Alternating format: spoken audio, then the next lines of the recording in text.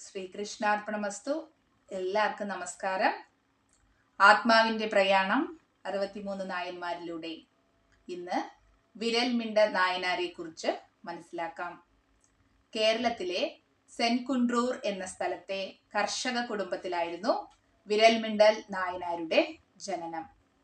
ശിവഭക്തരെ സേവിക്കുന്നതിലൂടെ മാത്രമേ ശിവഭഗവാനിൽ എത്താൻ കഴിയുള്ളൂ എന്ന് അദ്ദേഹം അടിയുറച്ച് വിശ്വസിച്ചിരുന്നു. അതുകൊണ്ട് തന്നെ അദ്ദേഹത്തിന്റെ ജീവിതം മുഴുവനും ശിവഭക്തർക്കു വേണ്ടിയായിരുന്നു. അതിലൂടെ മാത്രമേ മനഃശുദ്ധി ഉണ്ടാവുകയുള്ളൂ എന്ന് അദ്ദേഹം മനസ്സിലാക്കി.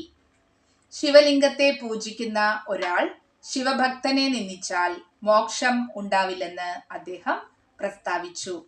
അതുകൊണ്ട് തന്നെ എപ്പോഴും ക്ഷേത്ര ദർശനത്തിന് പോകുമ്പോൾ അവിടെയുള്ള ഭക്തരെ ആരാധിച്ചു മാത്രമേ ഭഗവാനെ ദർശിക്കാറുള്ളൂ. ഒരു ദിവസം തൻ്റെ ഗ്രാമത്തിൽ നിന്നും തീർത്ഥാടനത്തിനായി തിരുവാരൂരിലെത്തി.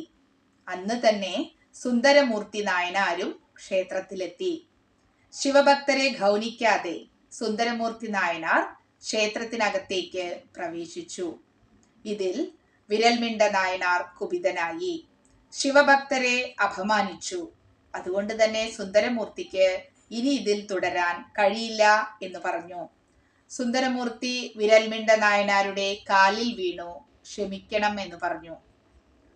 ഒരു പാട്ട് പാടി. ആ പാട്ട് കേട്ടപ്പോൾ വിരൽമിണ്ടൽ നായനാരുടെ മനസ്സുരുകി. ശിവഭക്തരെ കുറിച്ചുള്ള അഗാധ പാണ്ഡിത്യം സുന്ദര നായനാർക്ക് ഉണ്ടെന്ന് മനസ്സിലായി. വിരൽമിണ്ട നായനാരുടെ ദൃഢനിശ്ചയം ശിവഭഗവാന് ഏറെ സംതൃപ്തനായി. തന്റെ ഗണങ്ങളുടെ അധിപനായി ഭഗവാൻ നായനാരെ നിയമിച്ചു. അടുത്ത നായനാരുമായി വീണ്ടും കാണാം. നന്ദി, നമസ്കാരം.